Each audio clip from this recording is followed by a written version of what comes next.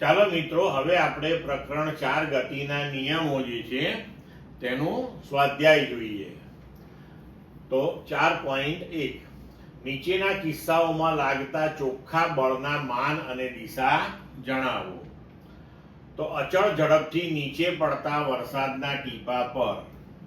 હવે અચળ ઝડપથી જ્યારે નીચે પડી રહ્યું છે તેનો મતલબ એ થયો કે તેનો પ્રવેગ શૂન્ય છે, એટલે કે એની ઉપર કોઈ બળ લાગતું નથી, એટલે કે બળ શૂન્ય છે. પછી પાણી પર તરતા 10 ગ્રામ દળના બૂચ પર. તો અહીંયા પાણી પર એ તરી રહ્યો છે, એટલે કે આ બૂચનું અધો દિશામાંનું ગુરુત્વાકર્ષી બળ અને પાણી વડે બૂચ પર લાગતું જે ઉત્પ્લાવક બળ છે એ બંને એકબીજાને સમતોલે છે અને એના લીધે પરિણામી બળ શૂન્ય છે, એટલે એ તરી રહ્યો છે. હવે સી, આકાશમાં યુક્તિપૂર્વક સ્થિર રાખેલા પતંગ પર.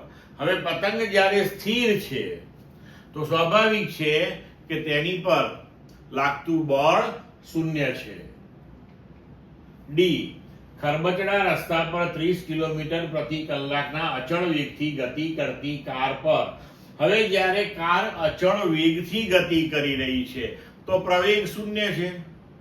પ્રવેગ શૂન્ય છે તો બળ બરાબર દળ ગુણ્યા પ્રવેગ પ્રમાણે પરિણામી બળ પણ કેવું છે? શૂન્ય છે. તો પરિણામી બળ આ કિસ્સામાં પણ શૂન્ય થશે. હવે ઈ, બધા દ્રવ્ય પદાર્થોથી દૂર અને વિદ્યુત અને ચુંબકીય ક્ષેત્રોથી દૂર અવકાશમાં ગતિ કરતા ખૂબ ઝડપી ઇલેક્ટ્રોન પર. હવે ઇલેક્ટ્રોન જે છે તેની ઉપર વિદ્યુત અને ચુંબકીય ક્ષેત્રો બળ લગાડી શકે, પણ અહીંયા કહ્યું છે કે આ ક્ષેત્રોથી દૂર અવકાશમાં છે ઇલેક્ટ્રોન, એટલે કે વિદ્યુત ક્ષેત્ર અને ચુંબકીય ક્ષેત્રની એની ઉપર કોઈ અસર છે નહીં, તેમજ એ બધા દ્રવ્ય પદાર્થોથી પણ દૂર છે, બરોબર?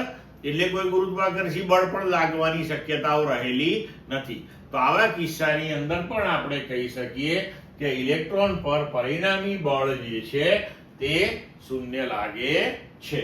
ક્લિયર?